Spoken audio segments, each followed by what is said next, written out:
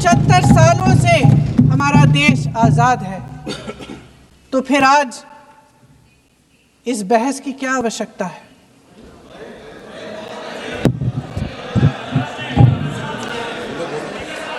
हमारा यहाँ मकसद क्या है?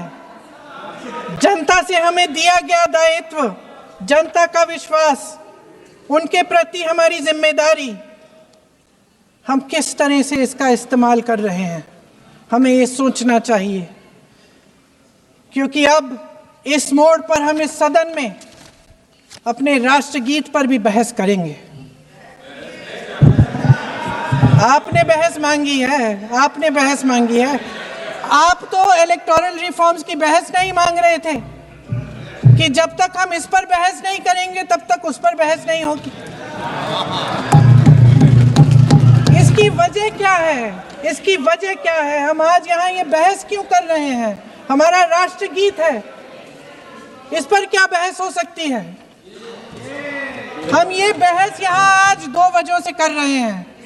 पहला कि बंगाल का चुनाव आ रहा है, हमारे प्रधानमंत्री अपनी भूमिका निभाना चाहते हैं उसमें।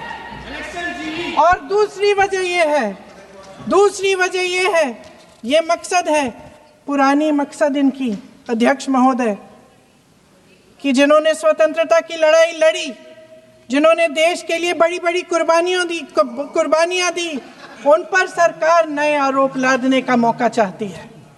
देश का ध्यान फिर से जनता के ज्वलंत मुद्दों से भटकाना चाहती है। यही एक मकसद है आपका मकसद है कि हम फिर से उसी अतीत में मंडराते रहें, उसी की तरफ हम देखते रहें जो हो चुका है, जो बीत चुका है। क्योंकि ये सरकार वर्तमान और भविष्य की ओर देखना ही नहीं चाहती, वे इस काबिल ही नहीं रही। सच्चाई ये है अध्यक्ष महोदय कि आज मोदी जी वह प्रधानमंत्री नहीं रहे जो एक समय में थे। सच ये है कि ये दिखने लगा है, उनका आत्मविश्वास घटने लगा है, उनकी नीतियां देश को कमजोर कर रही हैं। और मेरे सत्ता पक्ष के साथी चुप इसलिए हैं क्योंकि अंदर अंदर से वे भी इस बात से सहमत हैं। आज देश के लोग खुश नहीं हैं अध्यक्ष महोदय, परेशान हैं, तमाम समस्याओं से घिरे हुए हैं, और उन समस्याओं का हल आप निकाल नहीं रहे हैं। हाँ ठीक है, उसका भी बोल लेंगे, समय आएगा तो उसका भी बोल लेंगे। बल्कि कल समय आ रहा है, चुनाव पे चर्चा होगी, उस पे भी बोलेंगे। अध्यक्ष महोदय, इनके भी अपने लोग दबी जबान में कहने लगे हैं कि सारी सत्ता को केंद्रित करने से देश का नुकसान हो रहा है। इस बीच अगर हम अतीत की बातें नहीं करेंगे तो कौन सी बातें करेंगे? ये किसी और बात के काबिल ही नहीं है, सिर्फ ध्यान भटकाना है जनता का। इसलिए आज हम वंदे मातरम पर चर्चा कर रहे हैं। आज मैं ये जरूर कहूंगी कि वंदे मातरम हमारा राष्ट्रगान, धर्म, कर्तव्य और राष्ट्र धर्म की साक्षात प्रेरणा कर्मयोगी भगवान कृष्ण से प्राप्त कर ही संचालित करता है। और इसीलिए पूरे देश को कश्मीर से लेकर कन्याकुमारी तक ये गीत एकता के सूत्र में बांधता है। सुजलाम सुफलाम मलयज शीतलाम शस्य श्यामला मातरम वंदे मातरम। ये सिर्फ एक वाक्य नहीं है, यह दिखाता है कि प्राकृतिक वरदानों से सुशोभित भारत माता अपनी संतानों को अपनी जल समृद्धि, अपने फलों से, अपनी पावन शीतल हवा से किस तरह उसका लालन पोषण करती है।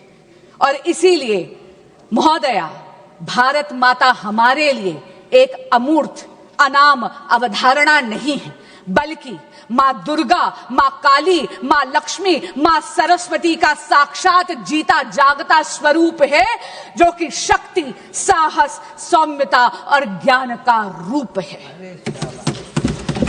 आज विपक्ष के उपनेता ने एक बात कही, उन्होंने कहा कि कांग्रेस पार्टी ने कभी भी वंदे मातरम का विरोध नहीं करा। महोदय, मैं 2 पद आपके समक्ष सभा के पटल पे रखना चाहूंगी। पहला पत्र है जो कि तत्कालीन प्रधानमंत्री श्री जवाहरलाल नेहरू जी ने डॉक्टर श्यामा प्रसाद मुखर्जी को 1948 में लिखा था, 21 जून 1948 को। और मैं कोट कर रही हूं, अंग्रेजी में पढ़कर सुनाऊंगी ताकि किसी भी तरह की भ्रांति ना हो। उन्होंने कहा, personally I do not think Vande Mataram is at all feasible as a national anthem, chiefly because its tune, which does not suit orchestral or band rendering. Our national anthem has to be played by foreign orchestras all over the world. महोदया, अजीब सी बात है कि भारत की आजादी का ये मंत्र नेशनल एंथम इसलिए नहीं बन पाया क्योंकि तत्कालीन प्रधानमंत्री को यह लगा कि विदेशी ऑर्केस्ट्रा पर यह ढंग से बज नहीं सकता। ऐसा लगता है कि आजादी के बाद भी कांग्रेस पार्टी मानसिक रूप पर स्वाधीन नहीं हुई थी। दूसरा पत्र मैं सभा के पटल पर रखती हूं जो तत्कालीन प्रधानमंत्री श्री जवाहरलाल नेहरू जी ने तत्कालीन गवर्नर श्री प्रकाश जी को लिखा था 8 अगस्त 1949 को। और उन्होंने कहा, For my part, I think it would be most unfortunate for Vande Mataram to be adopted as the national anthem. यानी व्यक्तिगत तौर पर तत्कालीन प्रधानमंत्री वंदे मातरम का नेशनल एंथम बनना दुर्भाग्यपूर्ण मानते थे। आज एक बहुत ही वरिष्ठ सांसद जो विपक्ष की तरफ बैठे हैं, वो एक दल के नेता भी हैं। उन्होंने हमसे एक सवाल पूछा। उन्होंने पूछा कि आप कितने सेक्युलर हैं। मैं पूछना चाहती हूं विपक्ष से, खास करके उस नेता से और कांग्रेस पार्टी से, कि धर्मनिरपेक्षता की आड़ में सांप्रदायिक ताकतों के आगे घुटने टेके कांग्रेस पार्टी ने, जिसने 1937 में त्रिदेवी यानी हमारी शक्ति की आवाहन वाले सभी छंदों को बेरहमी से वंदे मातरम से काट दिया, और आप हमसे पूछते हैं कि हम कितने सेक्युलर हैं। महोदया, जब ऐसे तुष्टीकरण की राजनीति के पटल पर वंदे मातरम की बलि चढ़ा दी थी, इसीलिए स्वर्गीय श्रीमती सुषमा स्वराज को 1996 में इसी सदन के पटल पर यह बोलना पड़ा, हां हम सांप्रदायिक हैं क्योंकि हम वंदे मातरम गाने की वकालत करते हैं, क्योंकि हम राष्ट्र ध्वज के सम्मान के लिए लड़ते हैं। महोदया, ये मोदी का नया भारत है। ये भारत वंदे मातरम के मूल मंत्र को आत्मसात ही नहीं करता, बल्कि ग्राउंड पर उसको चरितार्थ भी करता है। ये मोदी का नया भारत है जहां पर बिन मांगे मैटरनिटी लीव को 12 से 26 हफ्ते बढ़ा दिया जाता है। ये है वंदे मातरम। ये मोदी का नया भारत है जो नारी शक्ति वंदन अधिनियम पारित कर कर महिलाओं के राजनीतिक सशक्तिकरण के लिए पथ प्रशस्त करता है। ये है वंदे मातरम। ये मोदी का नया भारत है जो आयुष्मान भारत में विश्व की सबसे बड़ी हेल्थ इंश्योरेंस ही नहीं, हेल्थ अश्योरेंस स्कीम देती है। 5 लाख रुपए का मुफ्त इलाज देती है। वे वंदन कार्ड से हमारे वरिष्ठ नागरिकों का भी ख्याल रखती है। ये है वंदे मातरम।